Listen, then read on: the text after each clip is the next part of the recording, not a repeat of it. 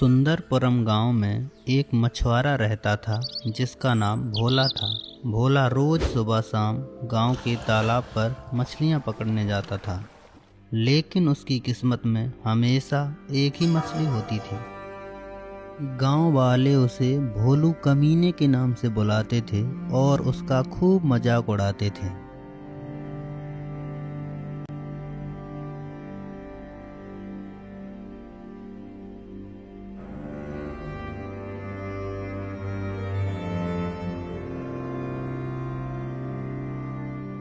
भोला की मछली कभी कभी बाजार में बिकती थी तो कभी कभी नहीं भी बिकती थी।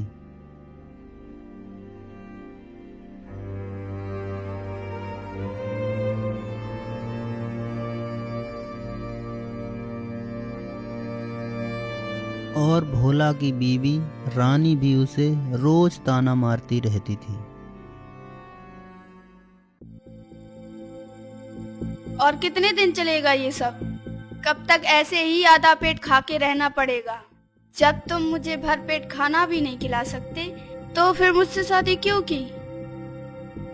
तो क्या करूं मैं, बताओ। मेरे जाल में तो मछली नहीं आती।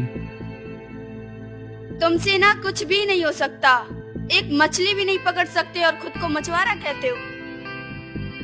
अगर इस तालाब में मछलियां नहीं मिलती तो दूसरे तालाब में क्यों नहीं जाते?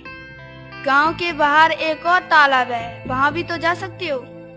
शायद वहां तुम्हें ज्यादा मछलियां मिल जाएं।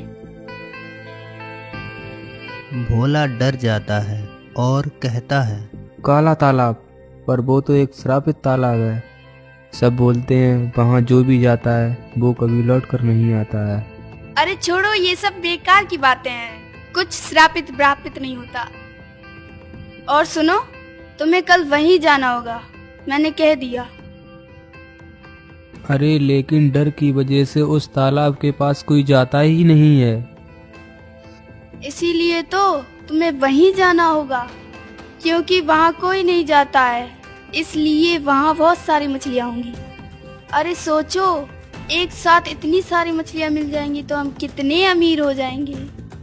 अगर तुम कल नहीं गए तो मैं अपनी माँ के घर चली जाऊंगी, फिर मरना अकेले यहीं।